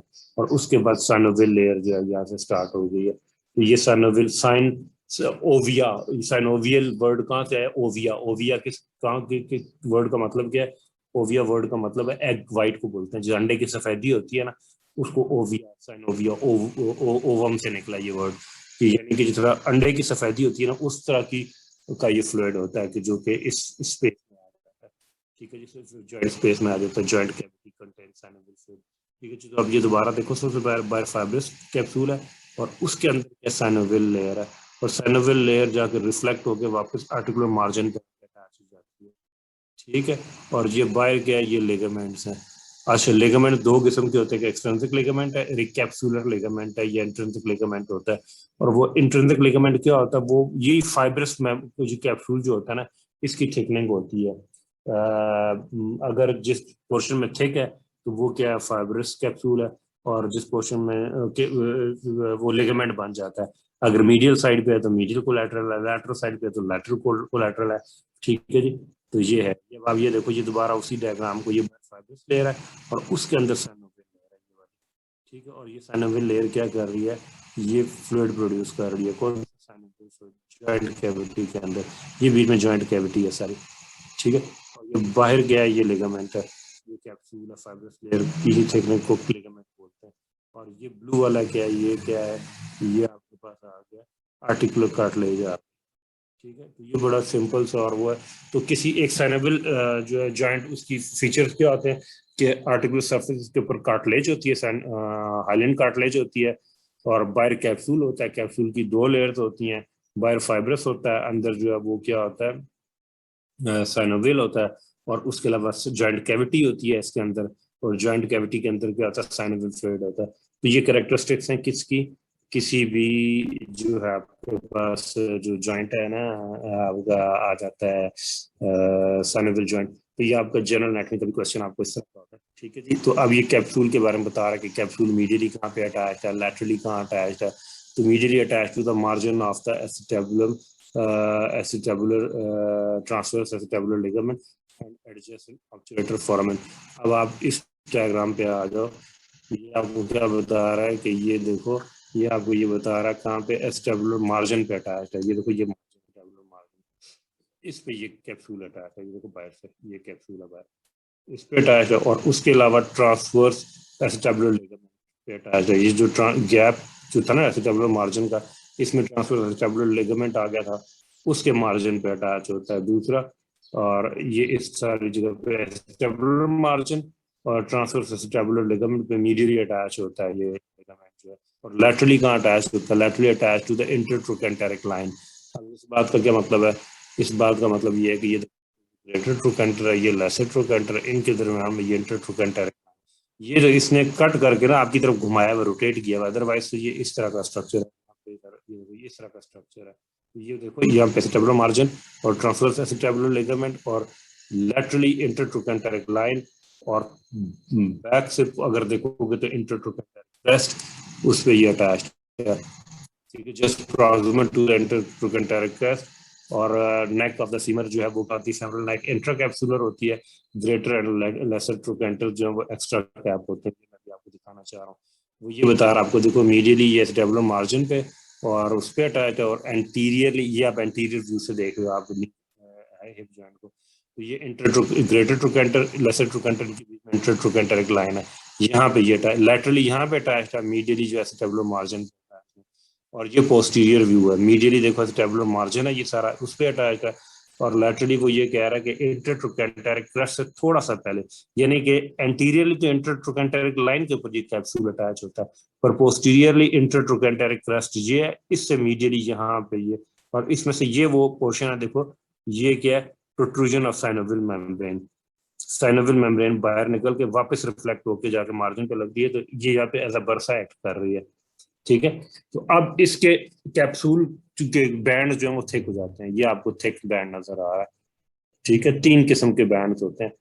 पहले वाला जो है ना वो ये देखो, ये वाई शेप का, इसको क्या बोलते हैं, इस वाले लिगामेंट को क्या बोलते हैं, इलियोफेमरल लिगामेंट। क्यों? क्योंकि एक साइड पे ये इलियम बोन के, अच्छा ये जितने भी है ना इनके नाम देखो, इलियोफेमरल, प्यूबोफेमरल, इस्कियोफेमरल, इन तीनों नामों में फेमरल वर्ड कॉमन है, ठीक है जी, इसमें भी फेमरल वर्ड है, इसमें भी फेमरल वर्ड है, इसमें भी फेमरल वर्ड है। फर्क क्या है फिर, फर्क इनका इनिशियल पार्ट है, पहला पार्ट जो वो इलियोफेमरल है, यानी कि आइलियम से फीमर तक ये पिंक वाला लिगामेंट जो है। तो दूसरा क्या है, प्यूबोफेमरल है, यानी कि प्यूबिस बोन है इधर, ये फर्क हो गया, बाकी फेमरल कॉमन है। तो तीसरा क्या है, इसके यानी कि हिप बोन के 3 पार्ट्स होते हैं, इस्कियम और इस्कियम, आइलियम और जो है ना वो जो है प्यूबिस। तो इन्हीं तीनों के नाम की वजह से ये देखो ना, ये वाला बैंड क्या है कैप्सूल का, इसको क्या बोलते हैं, ये वाई शेप है, एक वाई के जिसमें 2 वो होते हैं ना आपके लेम्स होते हैं, ये देखो एक सुपीरियर लेम्ब है, ये इन्फीरियर लेम्ब है। तो एक साइड पे तो ये अटैच है एसिटेबुलर मार्जिन और आइलियम बोन पे, उस पोर्शन पे जो एसिटेबुलर मार्जिन के जो कि आइलियम का हिस्सा है वहां पे अटैच है, दूसरी साइड पे ये कहाँ पे अटैच है, ये इंटरट्रोकेंटेरिक लाइन पे, तो 2 लेम्स बन जाती हैं, एक सुपीरियर लेम्ब एक इन्फीरियर लेम्ब, ये आपको ये रेड वाला। अब जब मसल मूवमेंट होगी ना जॉइंट के ऊपर ना, तो आप ये आप सामने से देख रहे हो एंटीरियर व्यू से, अब आप देखो कि अगर एक्सटेंशन होती है तो ये फीमर पीछे को जाएगी ना, जब पीछे को जाएगी ये जो बैंड है ये इधर भी अटैच्ड है इधर भी अटैच्ड है, तो इसकी लेंथ, जैसे कपड़ा निचोड़ते हो ना आप, जो कपड़े को घुमाते हो ना दोनों साइड से पकड़ के, तो कपड़ा जो है वो निचोड़ता है, तो उस कपड़े की जो लेंथ होती है ना, ये लेंथ इसकी डिक्रीज करेगी, एज अ रिजल्ट ये वाली ओरिजिन इस इंसर्शन को पकड़ के अपनी तरफ को पुल करेगी, तो ये नेक ऑफ द फीमर और जो है ना वो स्टेबुलम के अंदर घुसेगा, स्टेबुलम के अंदर घुसेगा, तो इसको क्या बोलते हैं, ये जिसका, तो ये स्टेबलाइजेशन होती है। तो ये वाला जो लिगामेंट जो है ना, कौन सा जो है इलियो फेमरल पोर्शन जो है, ये क्या करेगा, ये हिप जॉइंट को एक्सटेंशन की, ओवर एक्सटेंशन को प्रिवेंट करेगा। अब हिप बोन एक खास हद तक पीछे जाती है, एक्सटेंड करती है, और मजीद एक पॉइंट ऐसा आता है कि जब आप हिप बोन को, हिप जॉइंट को मजीद फर्दर एक्सटेंड नहीं कर सकते, क्यों, पीछे बैक की तरफ नहीं लेके जा सकते, क्यों, क्योंकि ये लिगामेंट जो है इलियोफेमरल ये इनटू एक्शन आ जाता है, ठीक है। इसी तरह प्यूबोफेमरल मीडियली ये प्यूबिस बोन पे अटैच है, और लेटरली ये इंटरट्रोकेंटेरिक लाइन पे अटैच है लोअर पार्ट में उसके। इसी तरह जो इस्कियोफेमरल है वो इस पे अटैच्ड है मार्जिन ऑफ द स्टेबुलम पे, जो क्या हिस्सा है किसका, प्यूबिस का, और दूसरी साइड पे ये कहाँ पे, इंटरट्रोकेंटेरिक लाइन से मीडियली। तो ये कैप्सूल है।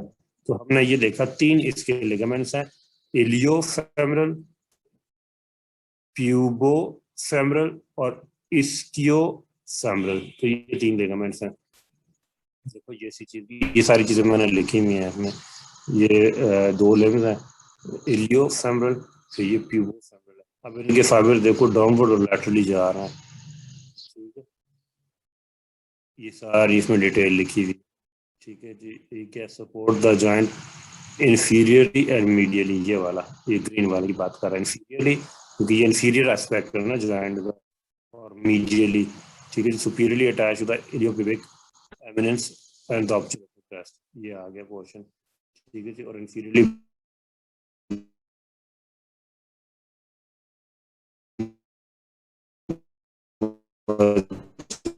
विद द कैप्सूल लोअर वाला इसके साथ मर्ज हो जाता है। ये सारी डिटेल्स हैं।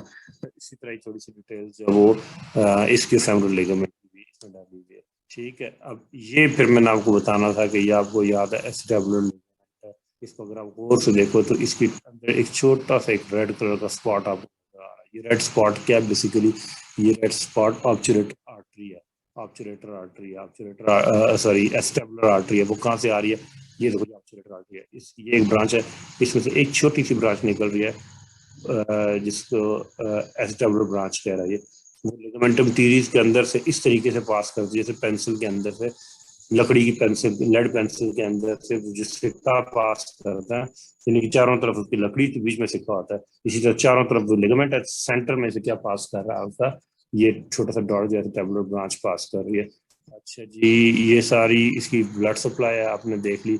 अच्छा जी, और लैटरली इसका ये देखो, ये आपको अगर याद हो प्रोफंडा फेमोरिस, इसकी दो ब्रांचेस थी, एक मीडियल सर्कमफ्लेक्स की, एक लैटरल सर्कमफ्लेक्स की। लैटरल सर्कमफ्लेक्स 3 में फिर डिवाइड हो गई थी, असेंडिंग ब्रांच है, ट्रांसवर्स ब्रांच है और डिसेंडिंग ब्रांच है। डिसेंडिंग नीचे आ जाती है, असेंडिंग ऊपर चली जाती है, ट्रांसवर्स जो है वो ना ऊपर जाती है ना नीचे। तो ये कौन सी ब्रांच है, मीडियल सर्कमफ्लेक्स और लैटरल सर्कमफ्लेक्स।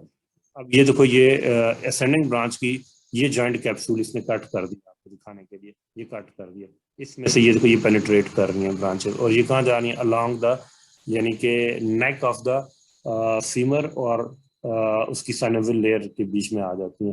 तो अब जब भी फीमर का नेक फ्रैक्चर होगा तो ये ब्लड वेसल्स जो है ना, ये वाली, ये क्या हो जाएंगी, ये भी डैमेज हो जाएंगी। तो अच्छा जी, अब ये तो था लैटरल सर्कमफ्लेक्स, ये पीछे जो घूम के जा रही है मीडियल सर्कमफ्लेक्स, ये निकल रही है, ठीक है। ये एंटीरियर व्यू है, ये पोस्टीरियर व्यू है, ये देखो ये मीडियल सर्कमफ्लेक्स है, और उसकी ब्रांचेस जो है ना वो along the neck of the femur वो मूव कर रही है। देखो इसमें इनको रेटिनाइकुलर आर्टरीज बोलते हैं, सब साइनोवियल होती हैं, क्योंकि ये ऊपर साइनोवियल, यहाँ पे देखो ये कितनी क्लियर आपको रेड नजर आ रही है, यहाँ पे ये फेड फेड रेड जिस तरफ नजर आ रही है, क्यों, क्योंकि यहाँ पे इसने ये दिखाया हुआ है कि ये वाली ब्रांचेस जो है ये साइनोवियल लेयर मेम्ब्रेन के नीचे है कैप्सूल की, ठीक है जी। क्योंकि साइनोवियल लेयर का अगर आपको याद हो इस डायग्राम में, तो अगर आप इसको गौर से देखो, ये कैप्सूल है, ये अंदर से साइनोवियल लेयर लाइन कर रही है इसको, उसके बाद जब एक जगह पे पहुंचती है उसके बाद ये रिफ्लेक्ट होके वापस नेक ऑफ द फीमर के ऊपर आ जाती है, ये वापस, ठीक है। इस वाली लेयर की, इस वाली लेयर, ये जो है इसके और नेक ऑफ द फीमर के दरमियान में ये नीचे आर्टरी होती है, ठीक है। जब ये रिफ्लेक्ट होके, ये देखो इनको सुपीरियर, मिडिल और इंफीरियर रेटिनाइकुलर आर्टरीज बोलते हैं। ये जब फ्रैक्चर होती हैं, जब भी नेक फ्रैक्चर होगी तो ये आर्टरीज चली जाएंगी, और मीडियल सर्कमफ्लेक्स ज्यादा इंपॉर्टेंट है, M for medial, M for more, क्योंकि ज्यादातर ब्रांचेस जो है ना वो रेटिनाइकुलर मीडियल सर्कमफ्लेक्स की ब्रांच होती है, ठीक है जी। अब आप ये देखो, ये मैं आपको बताना चाह रहा था, ये बायोफाइब्रस कैप्सूल है, ये अंदर ये जो थिन लाइन व्हाइट सी नजर आ रही है, ये क्या है, ये साइनोवियल लेयर है, और साइनोवियल लेयर जब ये आती है और ये रिफ्लेक्ट होती है नेक ऑफ द फीमर के अलोंग, ये वापस चली गई है, और ये आर्टिकुलर मार्जिन तक, क्योंकि ये सारा आर्टिकुलर कार्टिलेज है, और ये यहाँ पे आर्टिकुलर मार्जिन है, ये यहाँ पे, ये देखो ये अंदर से लाइन कर रही है साइनोवियल लेयर को, और रिफ्लेक्ट होके वापस आ रही है कहाँ पे, मार्जिन तक।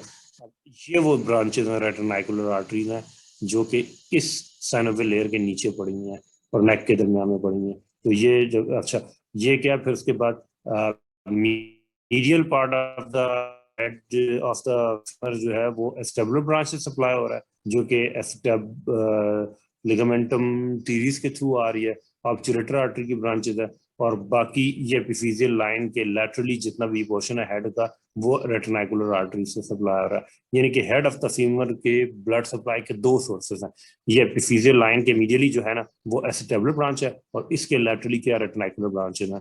ठीक है। इसलिए जब neck of the femur fracture होती है तो ये वाला पोर्शन जो कि रेटिनाकुलर आर्टरी से सप्लाई हो रहा है, बेसिकली ये ज्यादा डैमेज होता है। ये हेड का मीडियल पार्ट जो है ना ये बच जाता है। क्यों? क्योंकि इनकी तो ब्लड सप्लाई ऑब्चुलेटर आर्टरी से आ रही है जो लिगामेंटम टीरिस के थ्रू आ रही है। ठीक है, तो ये आपकी फीमर वो फेमोरल आर्टरी है, ये इसकी ब्रांच है प्रोफंडा फेमोरिस। ठीक है, अब यही इसी चीज को डायग्राम को मैंने बताने की कोशिश की है। ठीक है, यही मैं ये बताना चाह रहा हूँ कि ये जो हेड है इधर अगर आप एपिफिजियल लाइन लगा लें तो इस एपिफिजियल लाइन के मीडियली जो पोर्शन है ये वाला पोर्शन जो है मोस्ट मीडियल, ये स्टेबुलर ब्रांच से सप्लाई होगा। और इसी लाइन के जो लैटरली, फॉर एग्जांपल मैं आपको यहाँ ड्रॉ करके दिखाता हूँ।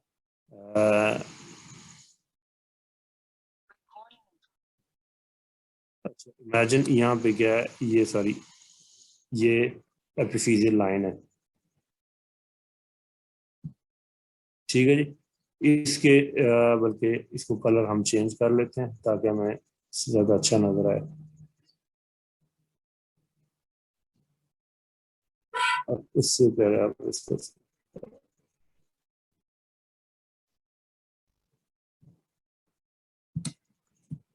हम ये बात कर रहे हैं कि सबसे पहले हमारे पास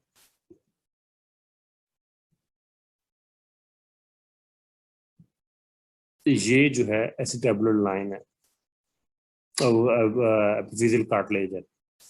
ठीक है, अब इसके मीडियल वाला जो पोर्शन है ना, ये वाला पोर्शन, ये एसिटेबुलर ब्रांच से सप्लाई हो रहा है।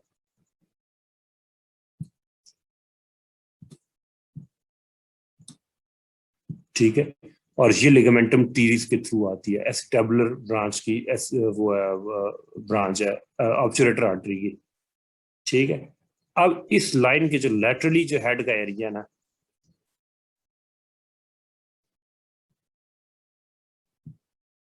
ये वाला सारा ये किससे सप्लाई होता है? ये रेटिनाकुलर आर्टरी से हो रहा है, ये रेटिनाकुलर आर्टरी का।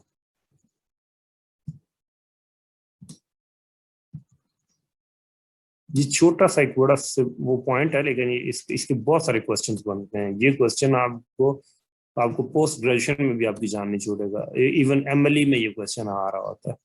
ठीक है, और ये किसकी ब्रांचेस हैं? ये रेटिनाकुलर आर्टरीज हैं, ये मीडियल सर्कमफ्लेक्स है, और ये लैटरल सर्कमफ्लेक्स है। लैटरल सर्कमफ्लेक्स की 3 ब्रांचेस, असेंडिंग, डिसेंडिंग और ये ट्रांसवर्स। इनको क्यों बोलते हैं मीडियल और लैटरल सर्कमफ्लेक्स? क्योंकि ये अपर एंड ऑफ द फीमर के गिर्द लैटरली और मीडियली सर्कमफ्रेंस यानी कि सर्कमफ्लेक्स के उसके गिर्द वाइंड करती हैं इस वजह से। और मीडियल सर्कमफ्लेक्स मैंने कहा था ज्यादा इंपॉर्टेंट है, रीजन बीइंग ये वाला पोर्शन जो है ये ज्यादा इंपॉर्टेंट है। क्यों? क्योंकि आपकी ये जो ब्रांचेस है ना, ये रेटिनाकुलर आर्टरी ये वाली, ये ज्यादातर किसकी ब्रांचेस हैं? ये मीडियल सर्कमफ्लेक्स से निकल रहे हैं। तो हमने ये देखा कि ये जो आपका एपिफिजियल कार्टिलेज है, इसके लिए मीडियल जो पोर्शन है हेड का वो अलग आर्टरी से सप्लाई होता है, और लैटरली जो वो अलग से सप्लाई होता है। मीडियल जो है वो कहाँ से सप्लाई हो रहा है? वो सारे का सारा acetabular artery which is a branch of obturator artery, और उसके लैटरली जितना भी पोर्शन है ये सारा रेटिनाकुलर आर्टरी से सप्लाई हो रहा है। और वो मेनली मीडियल और लैटरल, लेकिन मेनली मीडियल सर्कमफ्लेक्स की जो है ना वो ब्रांचेस हैं। अब ये देखो ये फ्रैक्चर हो गया, मिसाल के तौर पे ये हेड जो है ना ये फ्रैक्चर हो गया। अब ये फ्रैक्चर हुआ तो ये वाला पोर्शन तो ये दरमियान में तो ये वाला पोर्शन तो गया ना। ठीक है, जो आगे ब्लड सप्लाई नहीं जाएगी, आगे जब ब्लड सप्लाई नहीं जाएगी तो ये जो इस लाइन से मीडियल पोर्शन है ना ये सारा नेक्रोसिस हो जाएगा, डेड हो जाएगा। ठीक है, इस वाले पोर्शन को कुछ नहीं होगा, वो तो एसिटेबुलर ब्रांच से सप्लाई हो रहा है। So this is the point basically आपको जो मैं बताना चाह।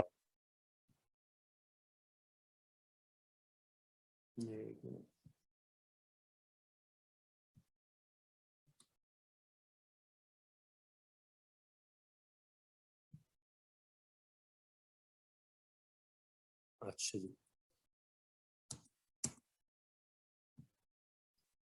ये देखो ये प्रोफंडा और ये लैटरल और ये मीडियल सर्कमफ्लेक्स इसको वाइंड कर रही हैं, और ये मीडियल सर्कमफ्लेक्स की ये ब्रांचेस हैं, ये रेटिनाकुलर आर्टरीज हैं, अलोंग द नेक जा रही हैं। और जाके ये देखो अगर यहाँ पे वो है, अगर आप फिजिकल कार्टिलेज है तो उसके मीडियली एसिटाबुलर ब्रांच है और लैटरली सारा इससे सब, ठीक है। और फिर उसके बाद रेडियोलॉजी आपको साथ साथ, क्योंकि ये हम उस पॉइंट ऑफ व्यू से भी कर रहे हैं कि फाइनल ड्राफ्ट का, तो ये हेड ऑफ द फीमर आपको नजर आ रहा है, ठीक है। ये नेक ऑफ द फीमर है, this is greater trochanter and here in the background this is lesser trochanter, ठीक है। और ये क्या है, ये हिप बोन है सारी, ये एस्टेबुलर मार्जिन है ये सारा, ठीक है। ये ऑब्चुरेटर फोरामेन है, इसकी ग्राफ्टी, this is pubis bone, this is superior ramus, this is inferior ramus of pubis, या इसको pubic ramus भी बोलते हैं, ठीक है। अब आप इस डायग्राम में देखो, ये देखो, ये इसमें नेक्रोसिस हो गया, डेड हो गया टिश्यू, यानी कि एपिफिजियल कार्टिलेज से मीडियल पोर्शन लैटरल सारा डेड हो जाता है mainly in case of retinacular artery. और यहाँ पे देखो गड़बड़ किधर है, ये देखो, ये मीडियल पोर्शन जो मोस्ट मीडियल पोर्शन जो है ये एस्टेबुलर ब्रांचेस से अप्लाई हो रहा है, ठीक है जी। ये क्या ऑस्टियोनेक्रोसिस, नॉर्मल कैसा होता है, बिल्कुल ऐसा स्मूथ होना चाहिए, लेकिन इस केस में क्या है कि ये नेक्रोसिस हो गया, डेड हो गया टिश्यू, और बोन जो है वो भर के खत्म हो गई है। और यहाँ पे देखो ब्लू कलर दिखाया हुआ है, इसका मतलब यहाँ पे आगे नेक्रोसिस हो गया, अब क्लॉट आ गया। अच्छा, अब इसकी फ्रैक्चर जरूरी नहीं है, फ्रैक्चर कोई ब्लड की ऐसी डिजीज है जिसमें ब्लड क्लॉट हो जाता है छोटी वेसल्स पे, तब भी तो आगे ब्लड नहीं जाएगा ना, तो उस केस में भी जिस तरह सिकल सेल एनीमिया वगैरह है, तो इसमें भी जो है ना ये avascular necrosis, avascular means कि without, a means without, vascular means blood vessel, और नेक्रोसिस डेथ, कि अगर आगे ब्लड नहीं जाएगा तो टिश्यू की डेथ हो जाएगी। अब ये देखो, ये आगे ये हेड ऑफ द फीमर है, राउंड है, ठीक है। ये कितना इसकी राउंडेडनेस को देखो कितना स्मूथ है, ये कितना स्मूथ है, जबकि यहाँ पे देखो क्या हो गया, ये राउंडेड कंटूर इसका देखो कितना अच्छा, परफेक्ट। और यहाँ पे क्या हुआ, इसका मतलब यहाँ पे नेक्रोसिस हो चुकी है, टिश्यू डेड हो गया, तो इस कंडीशन का नाम क्या है, ए वेस्कुलर नेक्रोसिस। तो ए वेस्कुलर नेक्रोसिस के लिए पूरी बॉडी में सबसे 2-3 बोन्स जो है वो नोटोरियस हैं, ठीक है जी। नोटोरियस मीन्स के मशहूर है, मशहूर जब कोई चीज बुरी शोहरत के साथ मशहूर होती है तो उसको नोटोरियस बोलते हैं, ठीक है। तो नोटोरियस है, उसमें सबसे पहले कौन सी है, एक हेड ऑफ द फीमर है, दूसरा कौन सा है, बोन, दूसरी एक बोन है पाव फुट में टेलस बोन होती है, और हैंड में स्केफॉइड बोन है। ये 3 बोन्स जो है ये पूरी बॉडी में बड़े मशहूर है, इधर ए वेस्कुलर नेक्रोसिस हो जाता है, ठीक है जी। अब ये देखो, ये आइलियम है, ये भी आइलियम है, इधर देखो ये ग्रेटर ट्रोकेंटर है, ये लेसर ट्रोकेंटर है, ये नेक ऑफ द फीमर है, ये सिटेबुलम है, and here look at the contour, rounded contour of the head of the femur. जबकि इधर देखो, ये देखो, ये बोन टूटी हुई है, टूट गई हुई है, क्योंकि यहाँ पे डेंसिटी इवनली है, यहाँ पे ये वाला पोर्शन ज्यादा वाइट हुआ है, ज्यादा डेंस हुआ है, ठीक है। इसका मतलब बोन फॉर्मेशन जो प्रोसेस है फिजियोलॉजी को, ऑस्टियोब्लास्टिक एक्टिविटी ज्यादा हुई ताकि बोन को बनाने की कोशिश कर रहा है वो, तो इसलिए ज्यादा डेंस हो गई है यहाँ पे, और राउंडेड कॉन्टूर चला गया, ठीक है। This is a vascular necrosis. और ये क्या है, ये सिम्फिसिस प्यूबिस है, ठीक है। स्केल ट्यूब्रोसिटी और सुपीरियर रामस, इंफीरियर, ये ऑब्चुरेटर फोरामेन, तो ये एक्सरे भी लगते होते हैं आपको, ठीक है। और ये पीछे बैकग्राउंड में इसके स्पाइन नजर आ रहे हैं। अच्छा, किसी भी जॉइंट की नर्व सप्लाई क्या, हिल्टन्स लॉ क्या कहता है कि जब भी कोई मसल किसी जॉइंट के सामने से गुजरता है तो उस मसल की जो नर्व सप्लाई होती है वो उस जॉइंट की नर्व सप्लाई होती है, दैट इज कॉल्ड हिल्टन्स लॉ, ठीक है जी। अब आगे देखो, मीडियल साइड से ये मीडियल कंपार्टमेंट है, तो ये इसका जो ऑब्चुरेटर नर्व है वो उसको सप्लाई कर, अच्छा जी। फिर उसके बाद क्या, femoral nerve, obturator nerve, superior gluteal nerve to quadratus, sciatic nerve, ये सारी नर्व सप्लाई है। जिस तरह मैंने आपको बताया कि ये क्या है, मीडियल कंपार्टमेंट है, तो इसकी जो नर्व सप्लाई ऑब्चुरेटर, ये भी ये हिप जॉइंट की ब्रांच आ रही है ये, ठीक है। अच्छा, ये इस पोर्शन में आपको क्या नजर आ रहा है, ये आपको समझ आ गई ना कि आपको आगे इलियोसास है, उसकी फेमरल नर्व है, तो वो फेमरल नर्व देगी मीडियल साइड पे, मसल जो वो ऑब्चुरेटर है तो वो भी सप्लाई करेगी हैंड को। पोस्टीरियरली जो है ना वो ग्लूटिस मैक्सिमस है तो उसकी सुपीरियर ग्लूटियल नर्व है, यानी कि ये हिल्टन्स लॉ में एक्सप्लेन कर रहा हूँ। हिल्टन्स लॉ क्या है जीए के पॉइंट ऑफ व्यू से question. Hilton's law states that whenever any muscle crossing any joint the nerve supply of that muscle would be the nerve supply of that joint as well. This is Hilton's law. ये आपने देख लिया। ये देखो ये इधर एस्टेब्लम के अंदर है, हेड ऑफ द फीवर यहाँ पे बाहर निकल आया है, ठीक है। ये क्या है, डिस्लोकेशन ऑफ अ जॉइंट है। ये फिर क्या है, इसने अंदर अब जिस पर स्क्रूज डाले हैं, जिस पर इसको क्या कहते हैं, और उनकी इसने वो स्क्रूज को बोन के थ्रू पास किया है। This is called internal fixation. Internal fixation of a joint को इंटरनली फिक्स किया हुआ है। इसमें क्या करते हैं, पेशेंट को बेहोश करके ओटी ले जाके बेहोश करके स्किन को इंसिजन दे के मसल्स को साइड पे करके बोन तक पहुंचते हैं। वहां पे फिर ड्रिल मशीन्स होती हैं ऑर्थोपेडिक सर्जन्स के पास। उन ड्रिल मशीनों से क्या करते हैं, बोन के अंदर सुराख करते हैं और उसमें से स्क्रूज डालते हैं, तो फ्रैक्चर पोर्शन से ऊपर भी और फ्रैक्चर से नीचे भी, ठीक है। ये इसने स्क्रू पास किया, क्योंकि यहाँ पे तो ये ठीक है, हेड तो भी ठीक है क्योंकि अभी ये वेस्कुलर नेक्रोसिस नहीं, लेकिन नेक फ्रैक्चर होगी तो उसके लिए इसने ये क्या स्क्रूज डालते हैं। और ये क्या स्लिप्ड कैपिटस है, ये ग्लोअर प्लेट है और उससे इमीडिएटली जो है ना ये पोर्शन जो है ना हेड ये स्लिप हो जाता है। ये स्लिप्ड कैपिटस ये बहुत इंपॉर्टेंट टॉपिक है with point of view of what कि इससे एसटीक्यू भी बनता है और एमसीक्यू भी बनता है। स्लिप्ड कैपिटस क्या है, ये किस में होता है, एडोलेसेंट में होता है। एडोलेसेंट क्या होती है, ये 14-15 साल की एज, 13-14-15 साल की, ओवरवेट होना, ज्यादा एक्टिव होना। और जैसे फॉर एग्जांपल आप इमेजिन करो कि एक जरा बल्कि सा बच्चा 12-14 साल का है, 15 साल का, वजन उसका ज्यादा है, बास्केटबॉल खेलने का उसको शौक है, उसने बास्केटबॉल के लिए उसने रिंग में डालने के लिए बॉल को उसने जंप करके ये डंक करने की कोशिश की, तो वापस जब जमीन के ऊपर आया तो उसका जो पूरी बॉडी का वेट हेड के ऊपर पड़ा, वो ये ग्रोथ प्लेट से स्लिप हो गया, ठीक है। तो इससे क्या होता है कि इसमें क्लू क्या है, क्लू ये है कि एडोलेसेंट एज में होता है और क्या होता है, हाँ, और ये क्या कहते हैं ओवरवेट और मेल्स में ज्यादा कॉमन है, ठीक है जी। तो ये आपने देख लेना, ये डिफरेंट इसकी वो टाइप्स है। यहाँ पे देखो ये स्लिप कैपिटस है, ये देखो ये राउंडेड हेड जो है ना ये बाकी से मूव हो गया, उसके लिए इसने एक स्क्रू पास किया। ये यहाँ पे इधर भी नजर आ रही है, ये फ्रैक्चर लाइन नहीं है ये वाली, ये बल्कि प्रोसीजर काट लेगा, ठीक है। और ये स्लिप कैपिटस की ग्रेडिंग है, ये नॉर्मल है, इसमें थोड़ा सा ये स्लिप हो गया, इसमें 3 में काफी हद तक स्लिप कैपिटस। अच्छा जी, फिर कंजेनिटल हिप डिस्प्लेसिया एक कंडीशन होती है, उसमें एसिटेबुलम या तो शैलो बना हुआ होता है बच्चे का, बेबी का, यह कैप्सूल इतना स्ट्रांग नहीं होता जिसकी वजह से हेड ऑफ द फीमर बार बार इसमें से निकल के ऊपर को जो है वो हो जाता है, डिस्लोकेट हो जाता है। This condition is called congenital hip dysplasia या congenital dislocation of the hip joint बोलते हैं, और ये भी मेल बेबीज में ज्यादा कॉमन कंडीशन, ठीक है। फिर एंटीरियर डिस्लोकेशन होती है, पोस्टीरियर डिस्लोकेशन होती है, इसके बारे में आपको बताना चाहिए। एंटीरियर डिस्लोकेशन में नी जॉइंट की क्या पोजीशन होगी, पोस्टीरियर डिस्लोकेशन में लिम्ब की क्या पोजीशन होगी, एक में लैटरली रोटेटेड होती है और एक में शॉर्ट होती है। ये सब चीजें मैंने आपको पढ़ाई है, इसमें आपने दोबारा देख लेना। ये देखो डिस्लोकेशन, और इसमें देखो ये different than dislocation.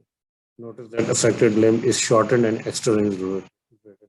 ये वाली इस वाली लिम्ब से शॉर्ट हो गई है और एक्सटर्नली रोटेटेड है किसमें, डिस्लोकेशन के केस में। और कौन सी डिस्लोकेशन की केस में, ये एंटीरियर डिस्लोकेशन के उसमें, ये और पोस्टीरियर डिस्लोकेशन में ये देखो इस एस्टेबुलम से निकल के हेड जो है वो हेड पीछे को डेवलप से।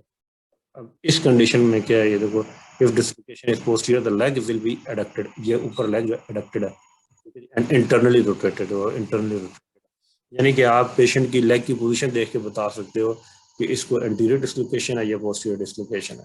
So this is how you keep learning and grooming yourself, and there will be a time when most of you would be leading surgeons and gynecologists and cardiologists of the city, और या after country आप में से बहुत सारे लोग बहुत आगे जाएंगे, कुछ ऐसे भी होंगे जो MBBS करके फारिग हो जाएंगे और आगे मतलब कि इतना परसू नहीं करेंगे अपना करियर। तो मेक श्योर कि आप अपना मतलब कि इतना आपने मेहनत की है, तो इसके बाद तो कहने का मतलब ये कि आप एक लीडिंग सर्जन हो और एक पेशेंट आपके पास आया डिसलोकेशन वाला, आपने उसकी लिम्ब की स्टेटस देखा है, आपने बता जहन में आपने अपना माइंड बना लिया कि ये एंटीरियर डिसलोकेशन है या पोस्टीरियर डिसलोकेशन है just by looking at the position of the limb. Posterior dislocation में इंटरनली रोटेटेड है, ये तो थाई ये नी जॉइंट अंदर को गया हुआ है, और उसके अलावा क्या हुआ है एडक्टेड है, तो ये पोस्टीरियर डिसलोकेशन है। एंटीरियर डिसलोकेशन में क्या है कि एक्सटर्नली रोटेटेड है, देखो ये फुट बाहर को रोटेट हुआ है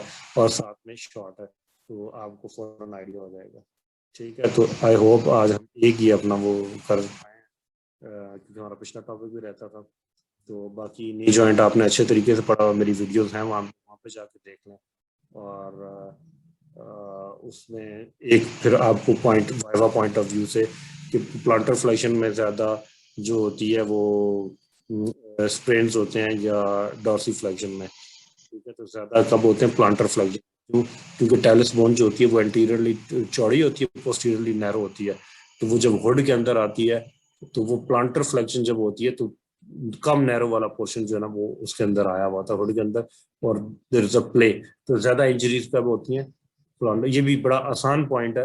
अब मुझे आई डोंट नो कि आप में सब किसी बहुत सारे बच्चों को शायद नहीं पता होगा ये वाला पॉइंट, लेकिन इसको देख लेना कि ज्यादा एंकल स्प्रेन्स और जो पाँव की मोच है टफने की वो प्लांटर फ्लेक्शन में होती है या डॉर्सी फ्लेक्शन में होती है, और पाँव स्टेबल किस कंडीशन में होता है, पाँव डॉर्सी फ्लेक्शन में जो है ना स्टेबल होता है। जैसे फॉर एग्जांपल आप हील को जमीन के अंदर धंसाते हो, जब आपने ग्रिप जमीन के ऊपर आपने पकड़, जिस तरह ये रस्साकशी में आप क्या करते हो, हील को जमीन के अंदर धंसा रहे होते हो, तो वो ज्यादा स्टेबल कंडीशन है बनस्बत आपकी प्लांटर फ्लेक्शन, और प्लांटर फ्लेक्शन जो है ना वो आपकी कम जो है ना वो क्या स्टेबल है। तो ये आज का टॉपिक था और वो था, तो आई होप कि अगर आपको कोई प्रॉब्लम होगी तो वी आर हेयर, आप पूछ सकते हो, और वो वीडियोस प्लीज जो मैं डाला को जरूर देखा करो।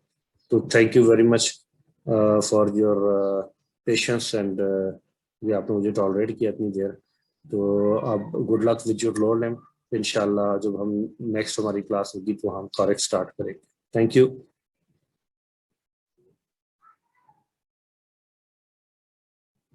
अगर कोई क्वेश्चन है किसी का तो वो उसमें डाल सकता है। Sir sir